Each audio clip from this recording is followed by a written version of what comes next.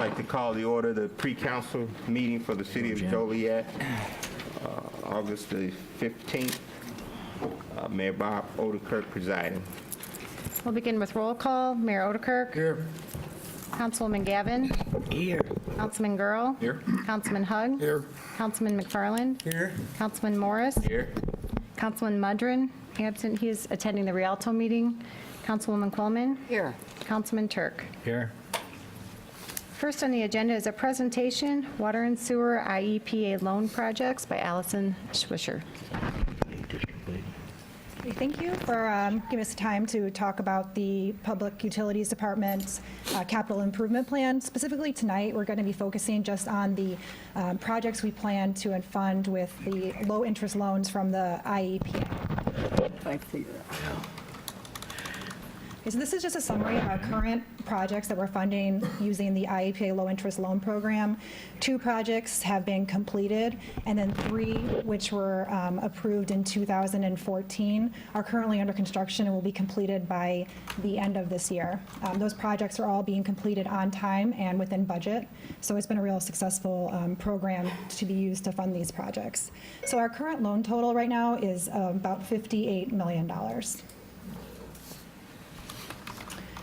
So the proposed loans, now these are projects, some of them are mandated by the IEPA, and others are for water and sewer main replacement, which last meeting were recommended by the efficiency study that we begin doing preventive maintenance on the water and sewer system.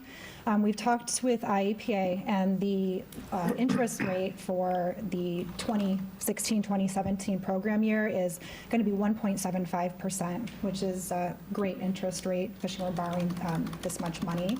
All of the loans have a 20-year term.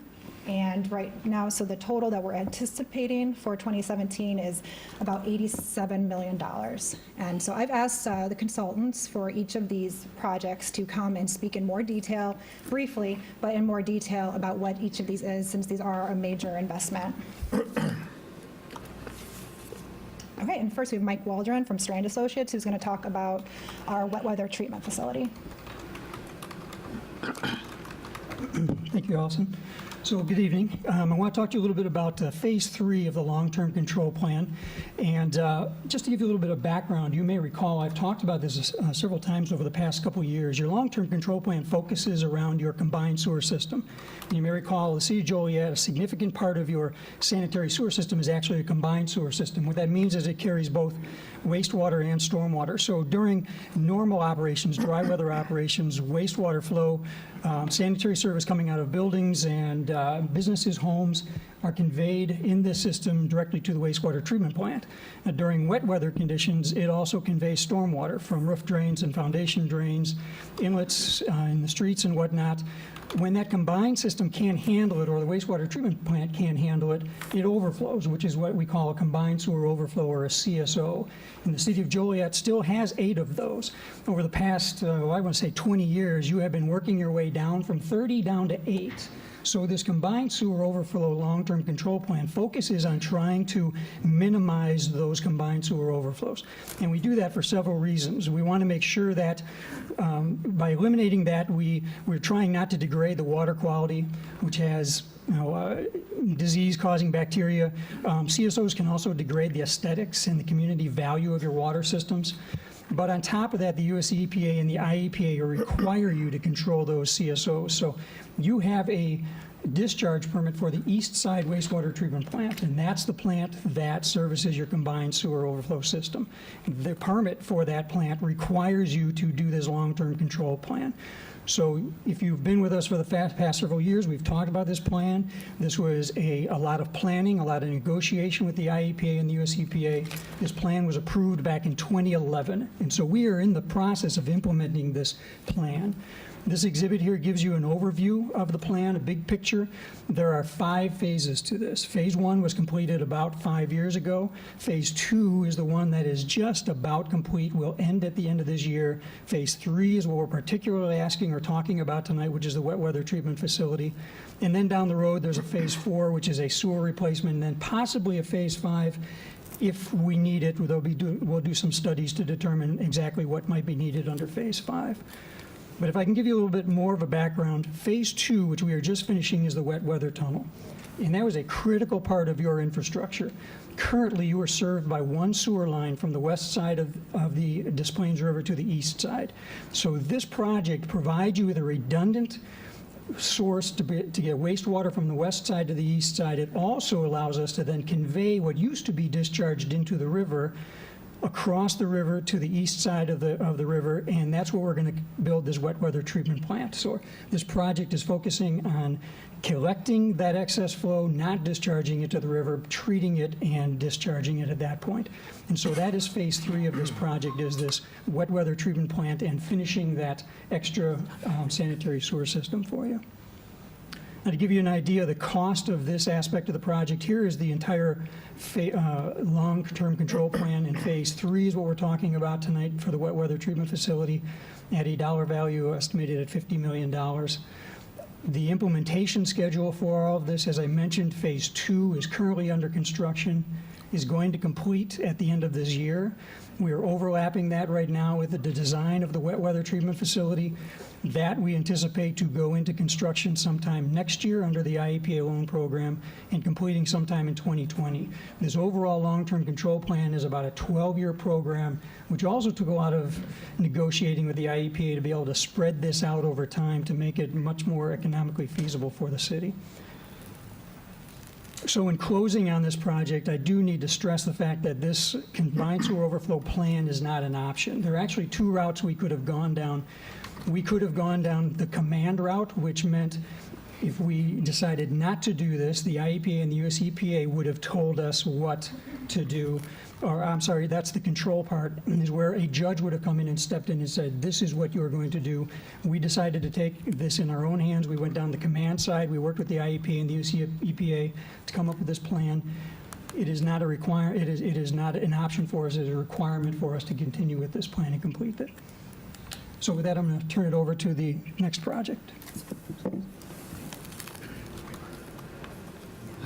Thank you. So my name is Eric Cockrell. I'm with Donahue & Associates. I'll be talking about the two projects that are happening at the Sable treatment plant and the Westside treatment plant. So the goals of these projects are primarily to provide phosphorus removal at those two facilities, Sable and Westside. This is required by the new MPDS permit at those facilities. It's a program throughout the state, so many of the major wastewater treatment plants are required to do phosphorus removal as part of the plan, pushed down from the USEP as well. And then in addition to that, because work was already being done at Sable at the same time, the city decided to take the opportunity to expand capacity for future growth on that at that facility. And that's being achieved partially by offloading some of the flow from the Westside plant over to the Sable facility. So just for to orient folks as to where this is, obviously there's three treatment facilities for wastewater. Mike was just talking about the east side treatment plant, which is where the wet weather treatment facility will be located. The west side is obviously west part of the original area of Joliet, near kind of on the southern boundary, and then far west is the Sable treatment plant. So at Sable, if you look at this site layout, basically flow goes from the left side to the right side, or west to east, comes in to the pumped into the grit removal system that will need to be expanded. And then there's a new structure, we call it the new selector structure, that's achieving that phosphorus removal, some modifications through the facility, and then some of the major construction includes the secondary clarifiers at the north end of the facility. And all of those things kind of help with the plant expansion. A new chemical feed facility as a backup for the biological system for phosphorus removal, and storage tanks for the additional biosolids. So this is just summarizing kind of those facilities. So right now the facility releases about 2 to 3 milligrams per liter of phosphorus. And after this improvement, it'll be down to 1, which is, again, in the permit, that you can't be higher than that. And then increasing the flow capacity of that plant from 3.2 to 7.7, which, again, gives some opportunity for future growth. And then at Westside, the site is a little more constrained. The only really improvement here is a chemical feed building to achieve chemical phosphorus removal at that facility. So again, the same 1 milligram per liter concentration limit on the effluent. Schedule, we're in design now for those facilities. The anticipated bidding date is January of 2017. Construction to start April of 2017 after all the loan documents are signed and completed. And it should take about 2 years for complete construction, particularly at the Sable facility. So anticipating October of 2019, total estimated costs of just over $23 million. Just, again, this is another one of those projects that is really not optional. The phosphorus removal is required by the MPDS permit. Non-compliance with the permit implementation schedule can result in fines. If it's not corrected, there can be additional impacts, such as the consent decrees, lawsuits from public groups, or in the worst case scenario, criminal action against the staff for willful negligence for not achieving it.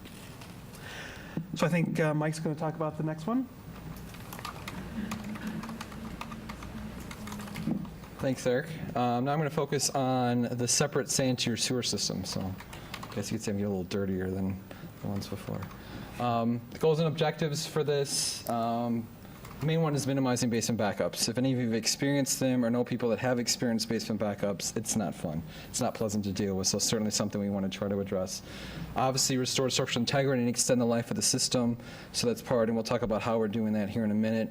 Reduce the amount of inflow and infiltration. Basically, that's just rainwater getting in the system or groundwater getting in the system is basically what that is. That can cause these backups to occur. And again, we've been talking quite a bit about compliance with Illinois EPA. Some of this overlaps with the CSO work that Mike was talking about earlier, so there's some work on the combined system to fix some of that, but a lot of it is also eliminating sanitary sewer overflows, which are prohibited, and you can get violation notices as well on that.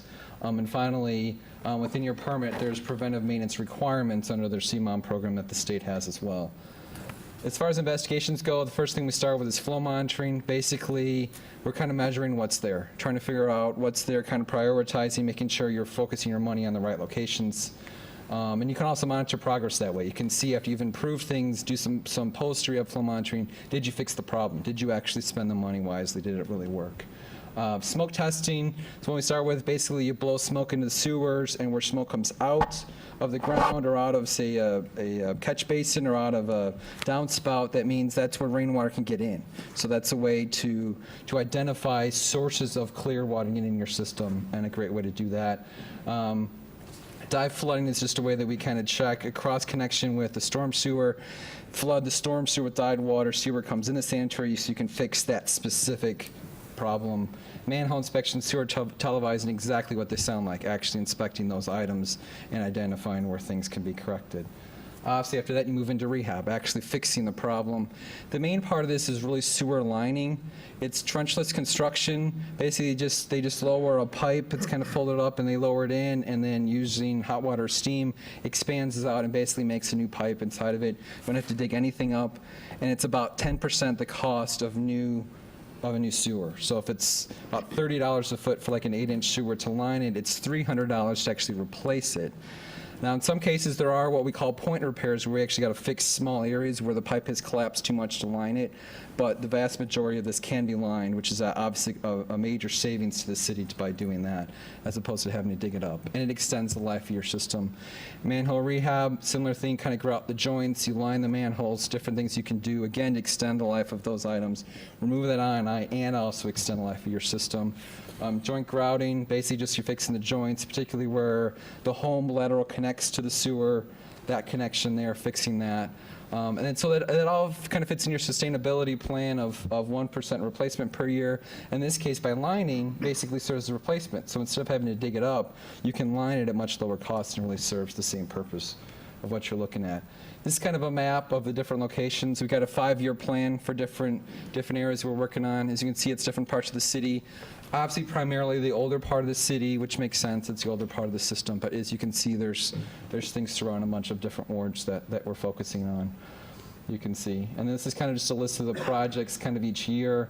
For the most part, you'll notice it says sewer lining and manhole rehabilitation. So that's primarily what this work is. The middle in 2019, there was actually some sewer work, but primarily it's the lining and the manhole rehab that we were talking about that the money's being spent on in those different areas. So one thing to remember is how this does save money long term. Again, the lining versus replacement and how much less it is to line things. Based on backups, not only their financial cost to that, but a lot of emotional costs. Again, if you know people that have experienced that, it's really a challenge for them.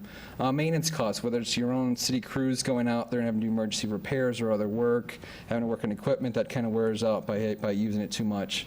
Pumping costs themselves, it costs, whether it's power costs or other costs to run pump stations, and then treatment. We're talking about the 3 treatment plants you have, and by reducing the amount of flow of the treatment plant, it reduces the cost of those plants. So all this kind of works together, for the city's benefit going forward within this 5-year plan. With that, I'll turn it over to Sean for the last part. Good evening. My name is Sean Odell for Baxter Woodman. I get to close up with the clean water part of the program, talking about the 5-year water system rehabilitation program. Our overall goals and objectives of this program are first to improve 3 different things. First off, we want to improve the water system reliability, water system operability for all of our operators out there, but also, and most importantly, water quality. This is really a public safety issue, so we really want to improve that over time. We're going to do this by reducing 2 specific things. First, we're going to reduce our water loss. Every day, the city treats and transports a lot of water out to the community, but we're losing a lot of that water through leaky pipes and water main breaks and things like that, and that really costs the city money. So we want to reduce that. We also want to reduce the water main breaks. Right now, the city averages about 250 water main breaks per year, which if you kind of want to put that on the industry standard, the standard is 25 per 100 miles, and right now you're at 41. So you're definitely well above the industry standard. But that being said, over time with this program, we'll be able to get back to where that industry standard is for water main breaks per year. We're going to do this by doing 3 things. First, we're going to help to prioritize those projects, design and construct annual improvements, and develop a long-term plan, all very similar to what Mike said about targeting that 1% replacement per year, right in line with your study that was recently placed. So the first step was planning. The first of these steps was in project selection. When we came aboard, the city staff had a long list of projects, roadway XYZ from A to B, a lot of projects, and there was a long list of all different city projects. But we ultimately added a couple other projects that were more in line with the sewer replacement locations and the street roadway improvements, also development. We want to be sure that we're doing the right project and the right time at the right location. We then prioritized those projects. We did that by looking at a number of different factors. We looked at the number of water main breaks, the number of services or people that are affected by that water segment, the fire flows, if it's where it should be, or if we need more protection from a fire flow perspective, the criticality, if this water main went down, what happens to the entire system, and also redundancy. So if one of the mains goes down, what happens? Is there another main to make up for it?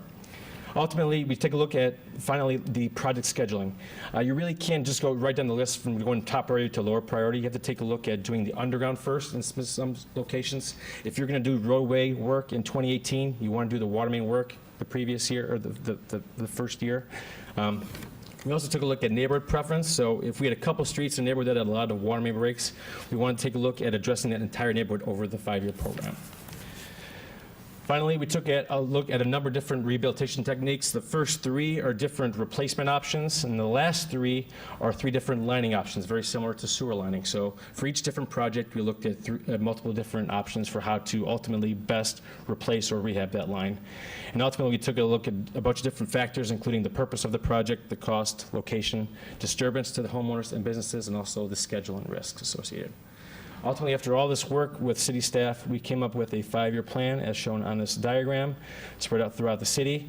And the projects are also shown here on this next slide, which goes into detail In year one, which is calendar year 2017, again, that's 6 different projects totaling about $7.6 million worth of work.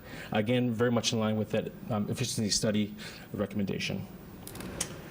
Just one thing to close on, very similar to the sewer mains, preventative water main rehabilitation does save the money in the long term. This exhibit shows water main breaks for over the last 4 years.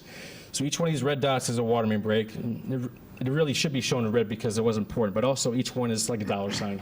With the money lost with the water, the labor cost, the opportunity cost of not doing something more important on the city side, each one of these things will slowly be able to reduce these number of breaks by replacing main over time. So with that being said, I'll kick it off to Allison to close out. All right, so I know there's a lot of information that we did really quick, and I just want to come back to our summary that I kind of showed at the beginning. So the information we talked about tonight is for 2017. The rehab programs are 5-year programs, but this is just funding the first year of the program. And again, that was about $88 million. And what we're looking to do is, again, to borrow this money from the IEPA, we'd be asking the council to approve a debt authorization ordinance in about March of 2017. So these projects will all go out to bid in January. We would open the bids in February and then prepare the debt authorization ordinance once we have the final construction numbers. However, like I said, that was just the 2017 projects. As Mike mentioned, and Sean and Mike mentioned, there's multiple phases of the long-term control plan that still have to be funded, as well as multiple years of water and sewer rehab. So this lists here just the additional projects that we see with the next until 2025. So these are another $88 million on top of the $88 million we anticipate borrowing next year that we would anticipate using IEPA low-interest loans for. So as mentioned, the future project funding, the IEPA low-interest loans, it's a great way to fund these major capital projects. However, for the water and sewer renewal and replacement, ideally we need to move that to the next level where we're not borrowing money. Because like I said, borrowing money is great, but eventually then you are paying the interest for it for the next 20 years. So we do need to look at a review of the rates. The last rate increase occurred in 2011, and we are currently working on an update of the rate study that we presented last year. And our initial findings will be presented tomorrow at the Finance Committee meeting. So just to close, where do we go from here? You know, some of these projects we have to do. IEPA is mandating that we complete them. The wet weather treatment facility, the phosphorus removal, those are not optional projects.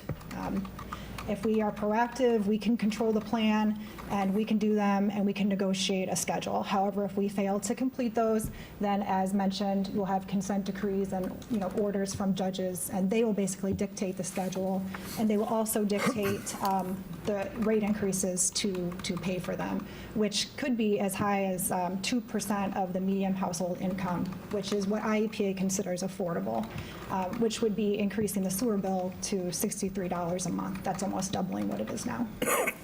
We also believe it's critical to proceed with the preventive maintenance of the sewer and the water mains.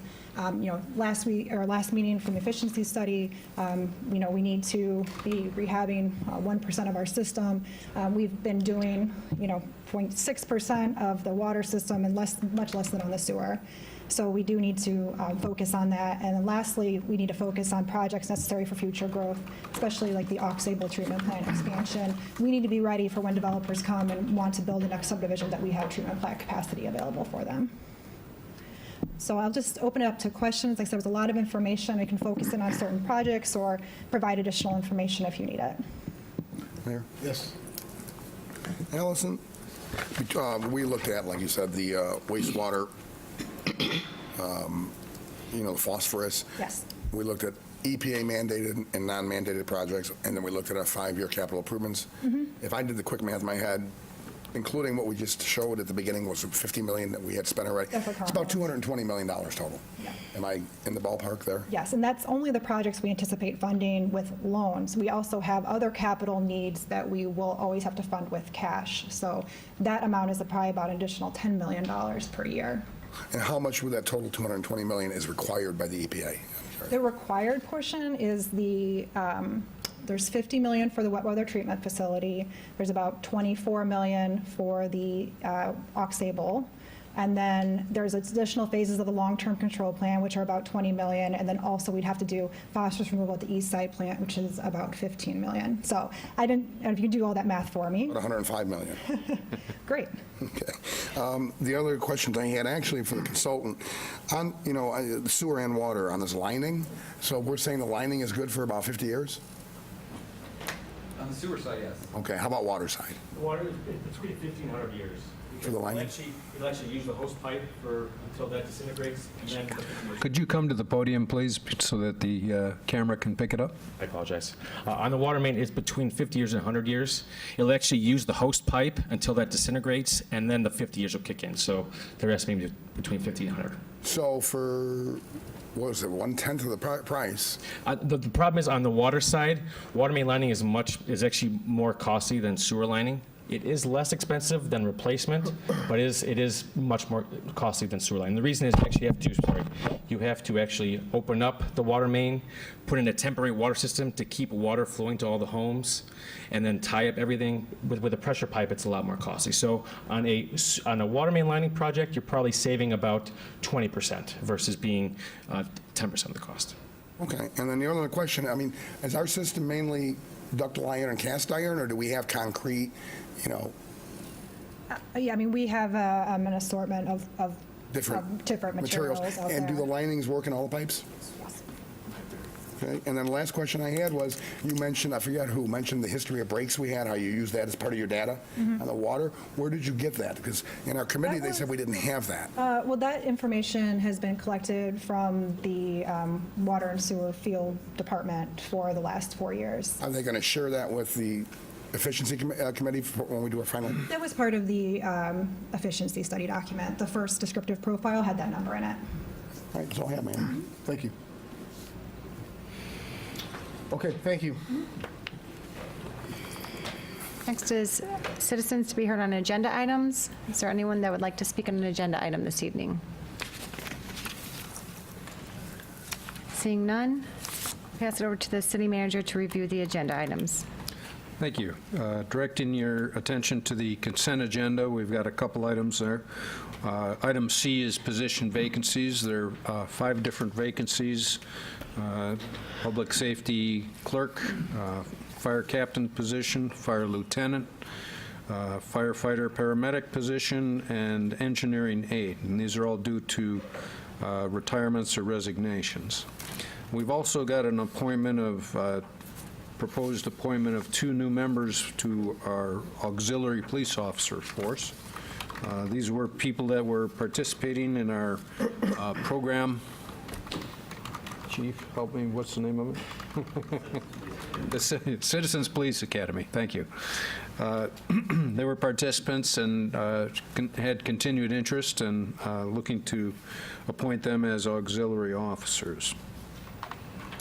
So then, directing your attention to Council Memo 380, we've got an ordinance amending the unattended collection box ordinance. As you know, this was a recently adopted ordinance for that we all see in parking lots with clothing, and there's no change at all. It's just a numbering issue to make sure the citations were in order, that we caught too late. So. Then we also have Council Memo 381, which is declaring 2 properties as public nuisances, one on Dover and the other on Sunset Strip. Then directing your attention to Council Memo 382. As you know, we ended up, the proposed budget originally contained no capital expenditures on any equipment for operations in the various departments, and that was for a couple of reasons. We had no idea where the state was on their budget process, and we didn't know if the local government distributive fund, which all municipalities get as a percentage of the income tax, might have been withheld by the state as part of adopting their budget. So at this point in time, with the money that we had, let me back up. although there's only one time a year that they run the production of police vehicles. It's just a couple-week time period, so you have to get your order in or you're going to miss it for the entire year. So we did go ahead and order 42 new police patrol vehicles, and all of the cages and light bars and computers and appurtenances that are needed inside before you can put it on the road, and that came to about $2.1 million. And at this point in time, I'm recommending, because the state has adopted their budget through the rest of the calendar year at least, without any impact on the local government distributive fund to cities, a total expenditure of $943,000 on various capital purchases throughout the city. And let me point out a couple of things here. In the police department, we've got what's called the Keltron Alarm Board, and that right now there is only analog. This is for burglar alarms in various private sector businesses, and right now there's only hardwire analog burglar alarms that are allowed. This will convert to digital and wireless, so that it can be marketed towards businesses that have that technology, which virtually everybody has moved to. We do get revenue from the businesses that in essence subscribe, and so this, although there's an initial expenditure and annual fee, we will see an uptick on the revenue side of that. We've also got GPS in our CAD program, and this tracks the location of the various vehicles throughout the city and shows it on a board so that they know which car is available, exactly where they're located, and so this would purchase 14 additional units. Also looking at adding video monitor in the communications room. The projection equipment's gone bad.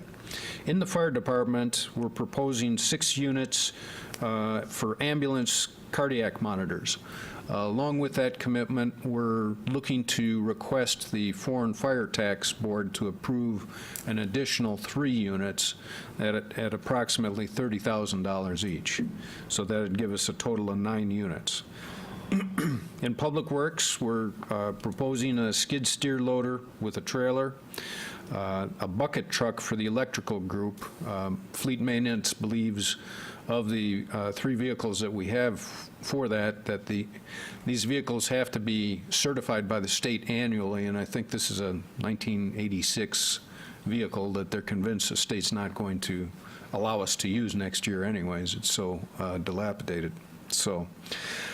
Mini asphalt paver and at $63,000, and what this would be used for is to improve the efficiency of, as you know, as we all know, when there's a main break and a couple weeks goes by where it's just gravel filling in, and then it turns into a couple of months before you know it.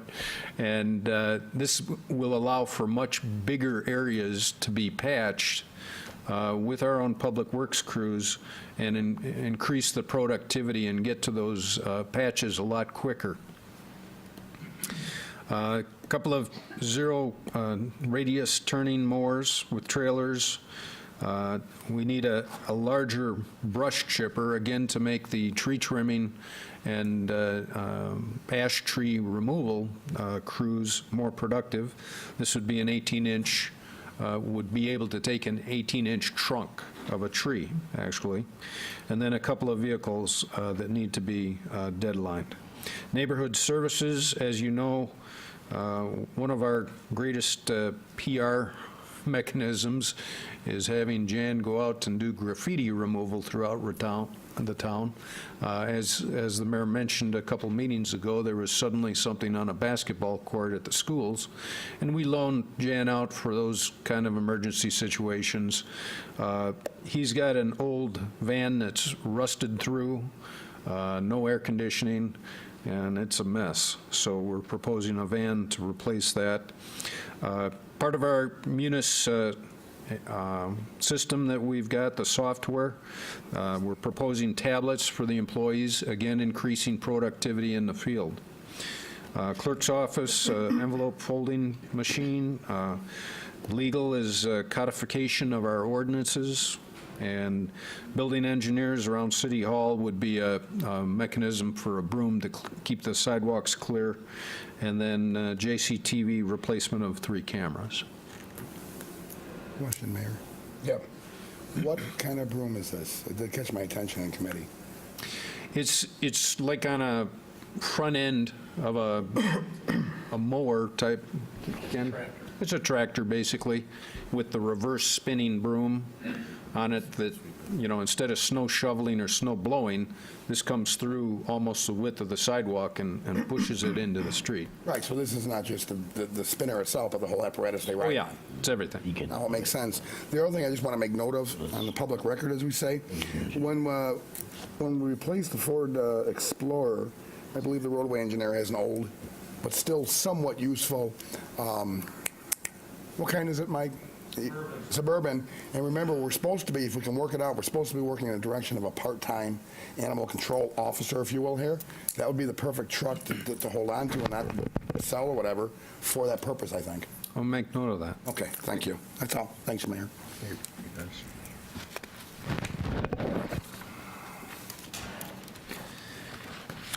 Next item is a proposed purchase at 100 East Washington Street.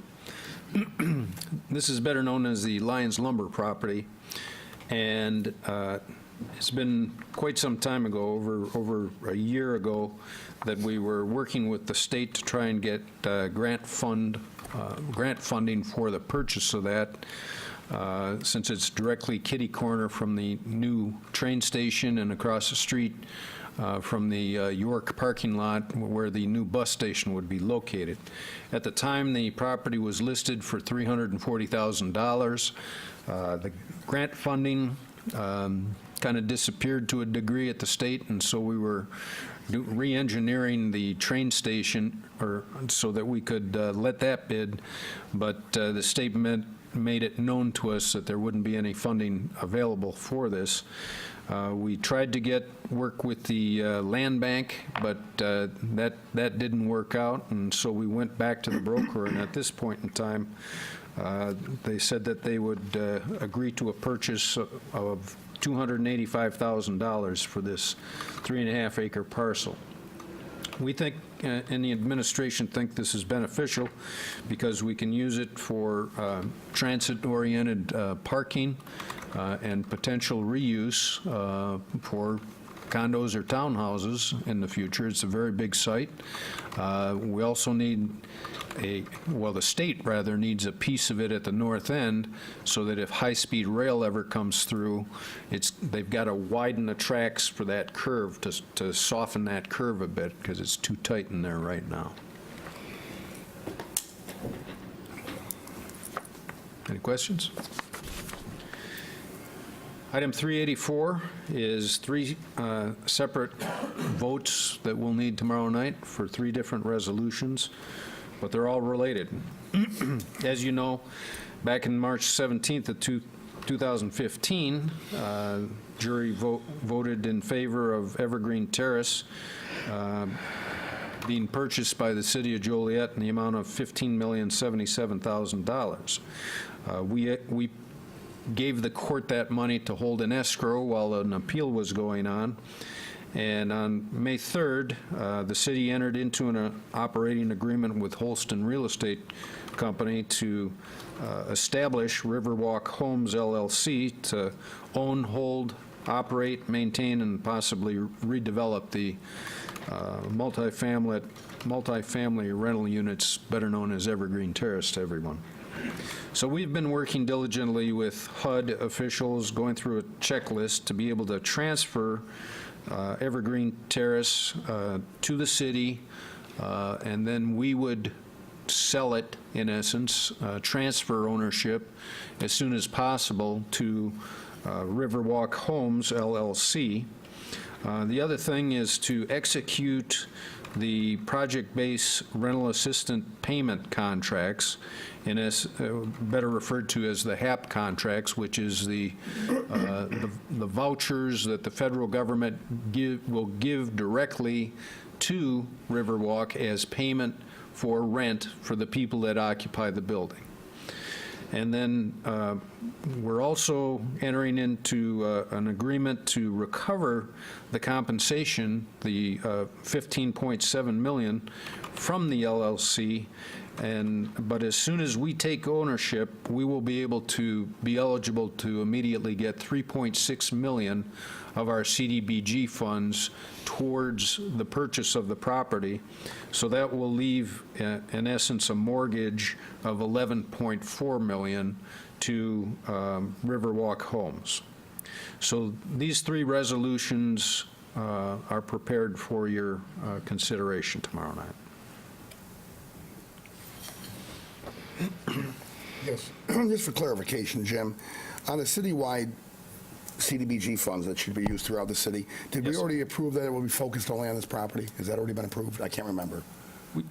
Well, $3.6 million, but there has been other funds that we've used for other Right, these are the purposes. funds they withheld because of the lawsuit. Yes. For several years. Yeah. Which would have been spread throughout the city, so we're going to, but it has been approved to focus the citywides just on that parcel.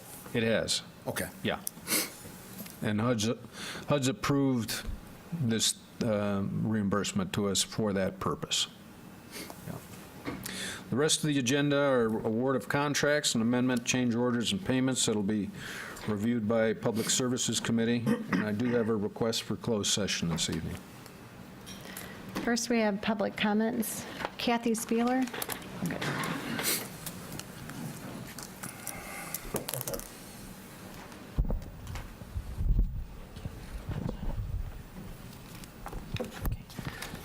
Mayor, Council, Kathy Spieler, West Park Avenue, Joliet. I have two things tonight. One, I'm speaking for Mary Beth Gannon, who isn't able to be here because she's at the Rialto meeting. And the other is an issue I have regarding handicap parking at the Rialto. So I'll start with Mary Beth. As of this writing, over 1,100 local residents have put their name on a petition to allow Ron Onesti to run the Rialto. Don't you think these taxpayers have a right to be heard? Their money is used to fund the Rialto, and I'm well aware that you are not members of the WCMEA, but you can influence and put your pressure on this board. You've done it in the past, and your help is very much needed again.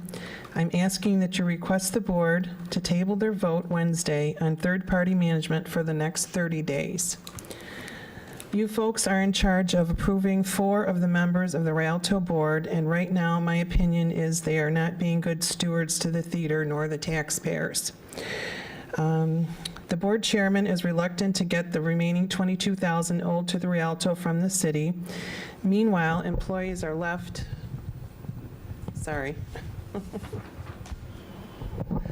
in the lurch and now have reduced hours. The chairman also did not inform the rest of the board for 2 months that he was aware that former manager Randy Green was not paying the payroll taxes, resulting in a crisis with which you folks had to clean it up. Aren't you tired of this? I know I am. If Ron Onesti came in, he would put on 3 to 7 events a week at the Rialto, get us in the black, off the taxpayers' back. Please talk to the board and make them see the reason. Thank you, from Mary Beth Gannon, board member of 513 Western Joliet. So that's her thing. Thank you. And then mine is just, I agree with her 100%. We really do want Ron Onesti there, and I really think that he could do our theater justice. My issue is handicap parking by the Rialto. I know some of our local businessmen came in and requested 15-minute parking by the bank on Chicago Street, and I see that that's been done. It's like a 15-minute and a handicap placard there. I don't really understand it. I called the ADA and talked to them about this, but that would be too far for me anyway. A lot of people that want to come to the Rialto, I have a group of 500 people that, you know, like to do events there. Mayor, you've been to our luncheon, and Jim, I mean, it was really nice. you know, they can't, like me, they have a hard time getting around. So the deck is too far. And then people say, well, go across the street to the state building and use their parking. Well, you can't do that at 3 or 4 in the afternoon on a weekday. That can only be on weekends. So I'm asking you all to consider putting at least 1 or 2 handicap spots on Van Buren there. I know I've brought this up before, and some people have said, well, we need that parking for regular people. Well, I'm regular people too. I just, you know, I would like to be able to attend shows there and meetings without having to come an hour prior to every event to get a parking spot so I can breathe well enough to walk. So please take this into consideration. Thank you. Thank you. Mayor? Yes. If I could comment, Mr. Ornesti, I see is in the audience, but I went to the Rialto board meeting at 4 o'clock and listened to the first presentation by Pinnacle Company, who, since the proposal, has partnered with Mr. Ornesti in their proposal made to the Rialto. Okay. Well, I guess I'll speak about it now. I've been inundated with phone calls the last week from people trying to understand what's happening at the theater, how these decisions are being made.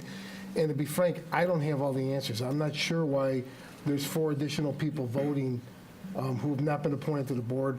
So I think Councilman Mundred isn't here. I've talked to him on the phone, but he'll be here tomorrow night. I think in the new business tomorrow night, we should discuss this. I'm going to invite Dan Vera to come to the meeting so he can answer some questions, maybe explain the process and why they're making the decisions they're making. I prefer that rather than us kind of speculate as to what's going on. We can hear it right from Mr. Vera himself. So that was my plans for today. So will he be here, Mayor? I'll ask him tonight. Oh, okay. I'll call him. Is there anyone else that would like to speak on a public comment, sir?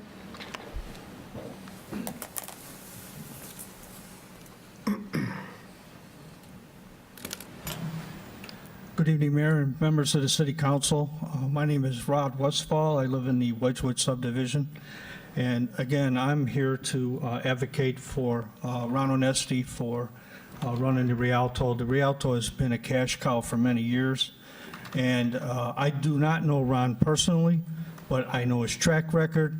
I know his connections in the entertainment and food industry, and I think that he could revitalize the downtown area and sorely needed. And also, since the Rialto refuses to share their finances with our Inspector General, I think you should take swift action to cut funding for them, period, until they do so. It's been thoroughly mismanaged for many years. It's time for fresh blood on that board. And there's a lot of people, as this lady was kind enough to say, a lot of people have signed the petition, and quite frankly, we're sick and tired of the way that it's being run. It could generate a lot of revenue and also make downtown a place to visit at night and at evening for people that want to come here instead of going all the way out to St. Charles or going into Aurora to visit the Paramount. We could put downtown Joliet back on the map where it should be. And I appreciate you guys taking the time to listen to me. Thank you very much. Thank you. Next, go ahead.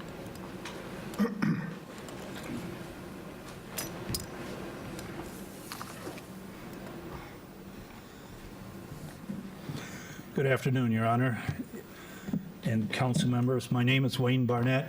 I live here in Joliet, and I'm here to ask your assistance in getting Ron Onesti his fair chance and being selected as the Rialto savior. I'm going to ask 2 favors to accomplish this. First, I'm going to ask you to use whatever influence you may have as mayor and council members to delay the Rialto's Board of Directors' decision to choose a new general manager by at least 30 days, so we can properly vet the 3 contenders for that position. This decision is far too important to rush. The Rialto Theater is one of the 6 most beautiful theaters in the world. It represents the greatest opportunity to infuse downtown Joliet with desperately needed people and cash. No other venue in downtown Joliet even comes close. To do it properly, the Rialto needs a high quality and highly qualified individual to achieve success. and that individual or individuals require extensive vetting, but not the ordinary kind. In the entertainment industry, vetting does not consist only of reading documents and letters of commendation. It consists more of getting up close and personal. Nothing tells more of the success of an individual than stepping into the middle of his or her work. Which brings me to request number 2.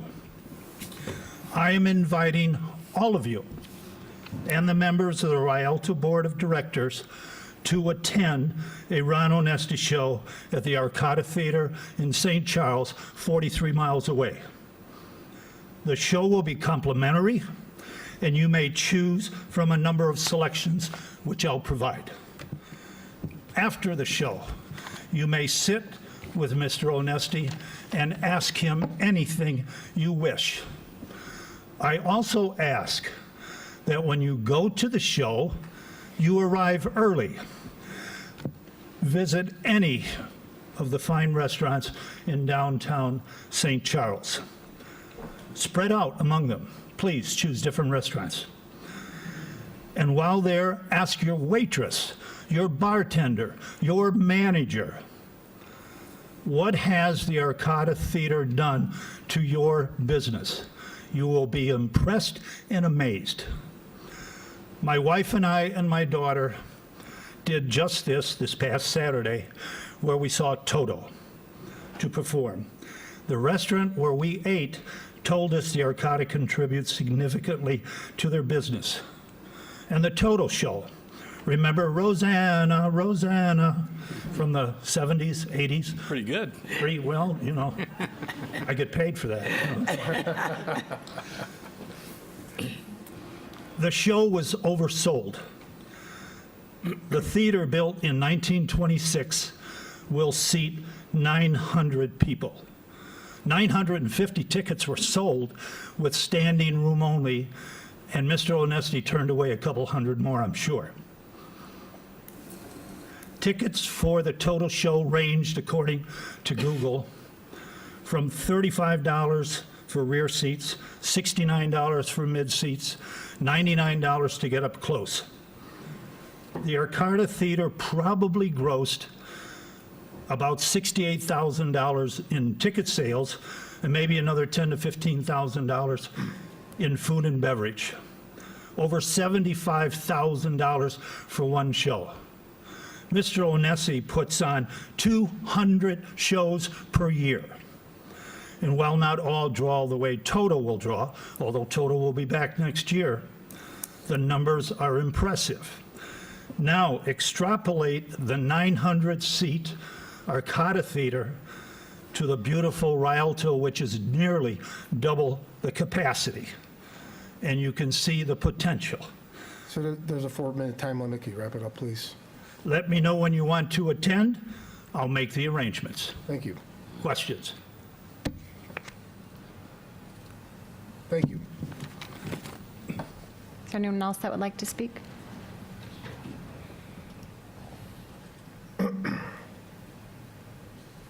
Good evening, Mayor, City Council. My name is Karen Ward. I live here in Joliet. I'm here as a family member of one of the founding members of the Rialto. My great aunt May Maloney worked with the Rubin brothers at the opening, and so, like a lot of people here, everyone here takes it very personally. And it's not a decision, the new management, to be taken lightly. The future of the Rialto is very important and something that has to be thought of for a period. Tonight I went to the first presentation, and it lacked fire until Mr. Onesti came to the podium. This was the first time I met Mr. Onesti. He had a spark that could help the Rialto and downtown Joliet and the city come to life again. A majority of the board seems to lack concern for what the citizens of Joliet want. And I see Mr. Onesti as wanting to know what we want for the Rialto. This is my personal opinion, that he would, not as part of the Pinnacle group, but he as the manager of the theater in St. Charles would be an asset, a huge asset to the city of Joliet. Like I said, majority of the board has forgotten about the citizens. No surveys were sent out. No input was sought tonight. They didn't let anyone from the crowd speak. So that just shows a lack of hearing what people want. Thank you. Thank you. Jim, for our discussion tomorrow, if possible, could you bring forward the proposals so we could hear the details? I know we've talked about in private, but so we could put this out there, what's on the table? The proposals made by the five. If you have all five. I do. Okay, yeah. Councilman Mudrin emailed them to me last week. I can email them to you during the day tomorrow. That'd be fine. Is that all of them, Mayor? Yes, Yep. there were five. What was the revision today, you said? Yeah, but that was, I don't know, maybe Mr. So Pinnacle added Onesti. Mr. Onesti Yes, to that, so that'd they be a did. different proposal now.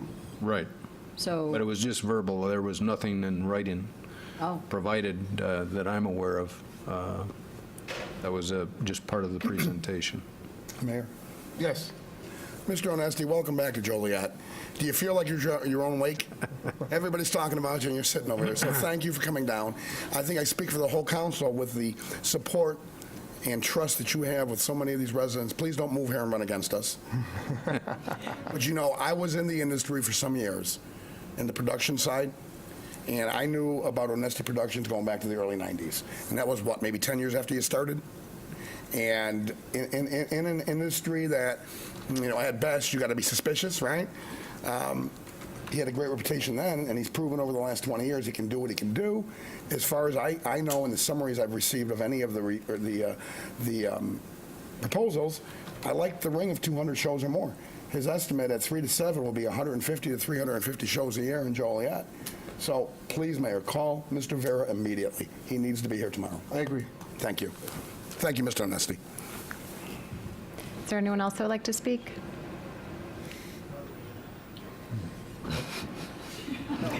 It's been quite a build-up. Yeah, I know. It's the pressure here.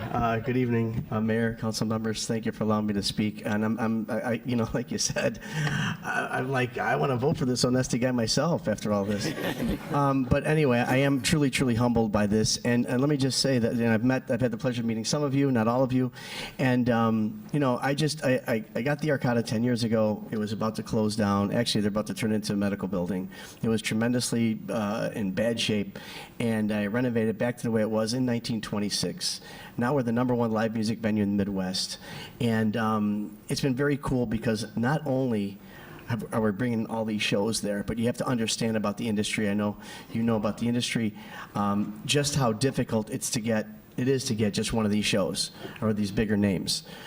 Especially, I'm not Chicago, and I'm not, you know, downtown, these bigger cities. We're in St. Charles.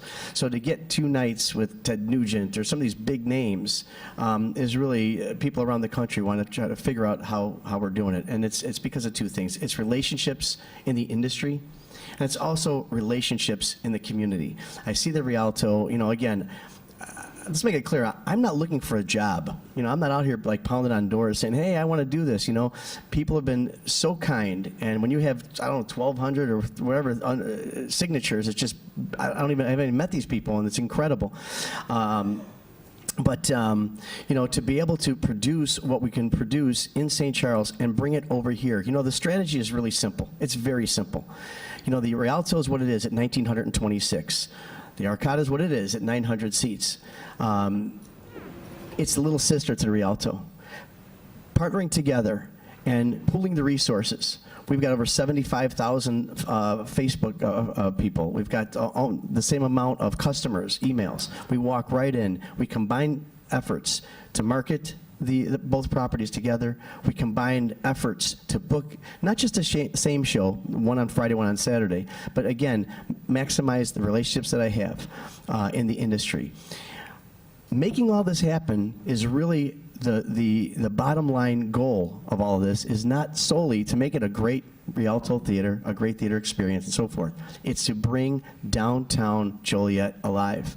You know, my involvement in the community is pretty vast out there because I realize how important it is to get all the community organizations, to get all the fraternal organizations, to use the local talent companies, the dance schools, to bring in the restaurants and the businesses local to as part of the marketing strategies and help them thrive as well. So I see this as a much, much bigger initiative than just booking an act. As I mentioned at this prior meeting, any one of you can call, and especially you can call an act and book them. That's not the hard part. But how does it interface within the community and the economic development of downtown Joliet? So as you had mentioned earlier, this was kind of a curveball that was brought up a couple days ago. I mean, when my proposal, which I submitted prior to the RFP going out, so it's quite different than everybody else's when you see it. That's why, because I didn't have the parameters when I put the proposal out at first. It was I thought I was, pretty much done, which was fine. I was contacted by Pinnacle, which is one of the two organizations that are looking to be selected, that are being considered. And they said, and I have to commend them, they recognize their situation where they're from out of town. Both companies being considered are from out of town, out of state, I believe. And I think it lacks the local involvement. And I think that's really key in the success of these types of businesses. And they called me and said, hey, we're experts at what we do when it comes to management, but when it comes to marketing, when it comes to local involvement, when it comes to booking, programming, it seems like you're the guy out here, frankly, if I could say what he said. And if we partner together, it could be a huge win-win for everybody involved. So frankly, that's what's on the table right now. We presented it just an hour ago, and it's all moving very fast. And I think that plan can work. I'm confident about it.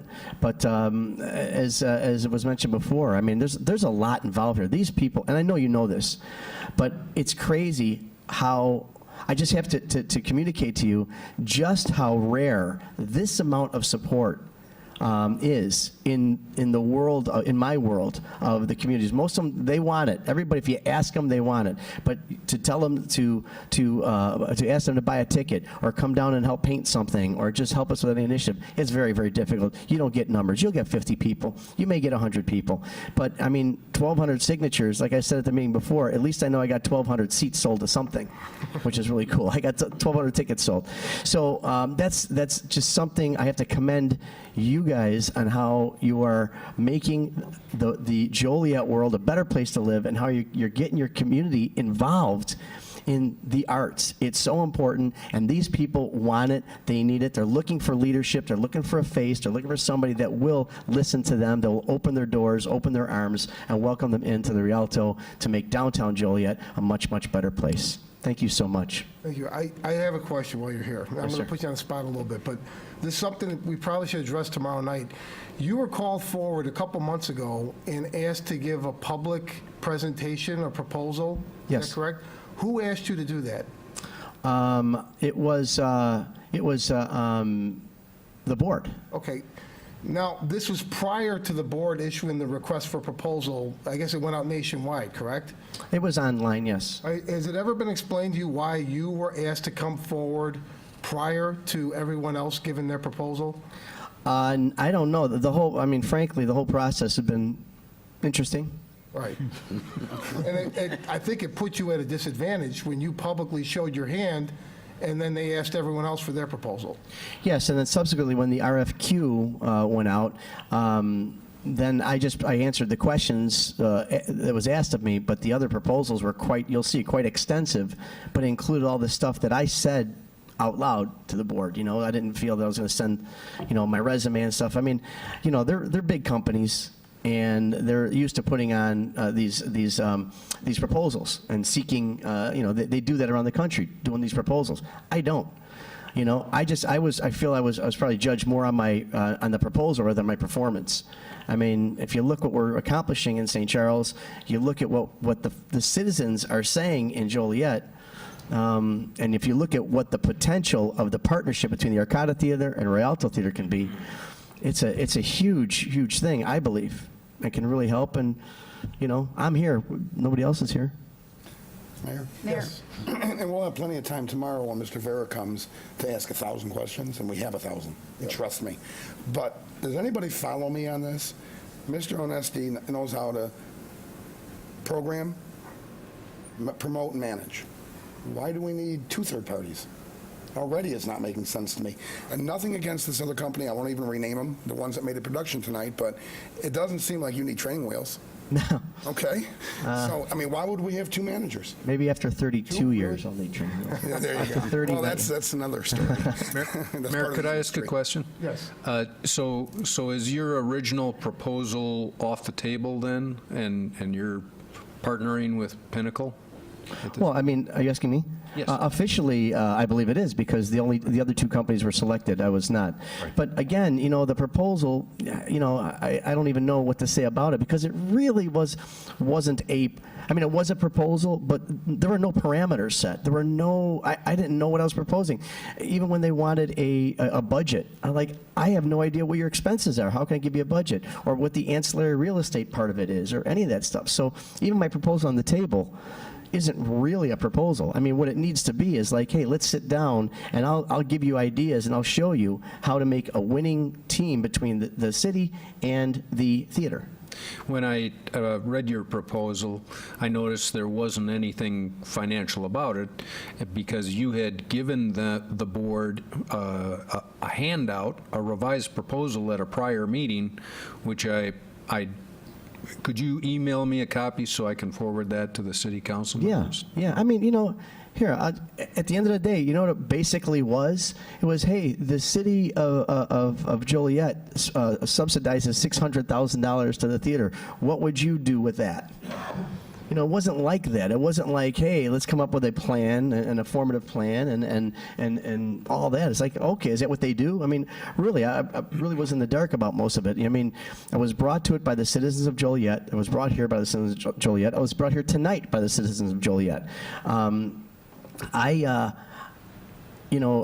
hate to say it, the humility has to be put aside for a second. I've done what I've done here in St. Charles. It's right there. It's 43 miles away. What you need to have done here. I'm willing to come here and do it. Any way you want me to write that down, I'll hire somebody to do a 70-page proposal like the other guys, or 80-page. But at the end of the day, you could look at all this stuff, and you look at one company's got this many venues. This other company's got many other venues. I got one. Who's better? I don't know. But that's my story. My proposal. As the gentleman mentioned, stop by in St. Charles one night and you'll see and you'll feel not only the vibe of people excited to see Toto, which is so cool that you were there, sir, but just the excitement of being there, the excitement, the fact that I welcome everybody there, that it's home for them, the fact that so many people come on a regular basis, and it's not just the locals. Indianapolis, Atlanta, St. Louis, they're regular customers because there's no venue like that because of the vibe, and people need that. They could spend their money anywhere. And to spend it in little old St. Charles is a big deal to me, and I value that. And the fact that we get the community involved, that's what the Rialto needs as well. Question. You said you met with the board. Did you meet with the entire board or just a couple of people on the board? No, pardon me. I was at a board meeting. I was invited. Tonight, I'm talking prior to. Yes, originally I was invited to a board meeting to make a proposal. When was that? A presentation. When? Yeah. About 2 months ago, he was called forward with another group. I think it's Venue Works, the other one who's one of the 2. They were asked to give a public proposal. They did that.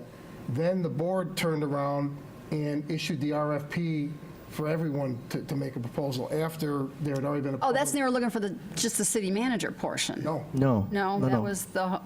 How did I miss that? Yeah, the mayor was there, I know. And okay. Jan, what essentially happened is they got some free consulting. Yeah. Basically, yeah. And I've been to your theater, but I just quick, do you do weddings there?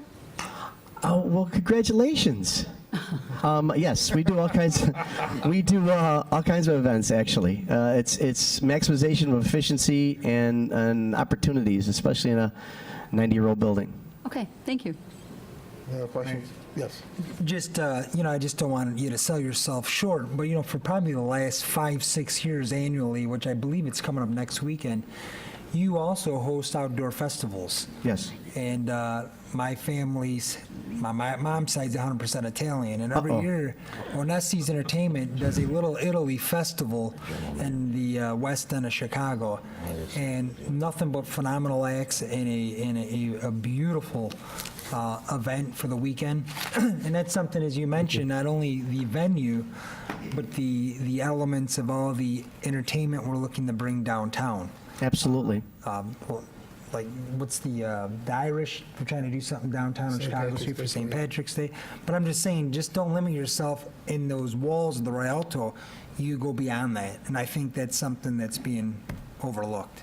Well, at the end of the day, and thank you so much, very kind. At the end of the day, like I said, it's really not about the programming. It's about what the community needs, what they desire, what they want, what they need, and as far as, multi-ethnic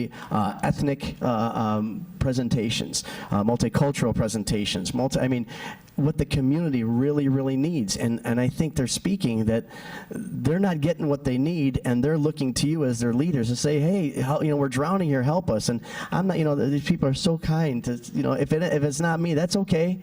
Like I said, I'm not looking for a job, but I think, just you guys getting involved, if I may be so bold, might be something you really should do. The people are speaking. Mayor, what I would say is the further you get away from downtown, we know this, we've talked about this during the controversy dating back several years on funding, right? The further west you get, even my fellow resident can tell you, Rod out there, the less enthusiasm you currently have for the Rialto. That's the fact. It's somebody like this who wants to weave the entire community together into a downtown focal point that would bring that excitement from the west side to the east side to the downtown. That's why those places were built. They weren't built for just one part of the community. They were built for everybody to utilize, and just as you mentioned, not just to go see Casey and the Sunshine Band. It's to share their cultures. It's to share meetings. It's to share. My theater was one of the things that they did. It was obviously in the 1940s. That was the central meeting place for everybody with those movie tone news, those reels from the World War II. And there was a family came up to me and said the mother actually found out that their son had gone missing or actually died in World War II from the movie tone in the central theater there when they were doing all the different, that's where they got their news. That's where the community met together. That's why these places were built. And I think that's what we got to get back to. Mayor, one other question. Aren't they voting on this tonight? No, my understanding was they were not voting tonight. They could. They could be. They said they could vote tonight, or if not tonight, by Wednesday, or at Wednesday. So. Okay. Councilman Mudrin told me there wasn't going to be voting. I instructed him. I don't think, in my opinion, he should be voting on anything. Exactly. That's what I was going to say. He shouldn't be voting. Neither should these other two folks. It's just or three. It should be just the board that was appointed by you and the governor. Correct. I agree. Right. So I don't know. I have one last question for Mr. Onesti, if you don't mind. Mr. Onesti, for the record, too, up in St. Charles, so who do you assist in managing the theater? Who manages you up there? I have an 11-year-old daughter, and I have my wife there that, no, it's the thing, Fly alone up there, right? Solo, completely solo. And you know what? And in this industry, as you know, you have to. You have to. It moves so fast, and you have to have the relationship. I was supposed to be here 15 minutes before I arrived. I was literally on the phone with William Morris talking about Chris Isaac and a couple other acts that they want to bring here for Christmas. They can get a hold of me. That's a big deal, as opposed to going to a big company and going to different levels. And that's one of the reasons they say, how do you do it? Not just 200 shows, but they're all big names. How do you do it? I'm accessible. I have a relationship. They all have relationships too, but I gotta say, not like mine. Thank you. Thank you all so much.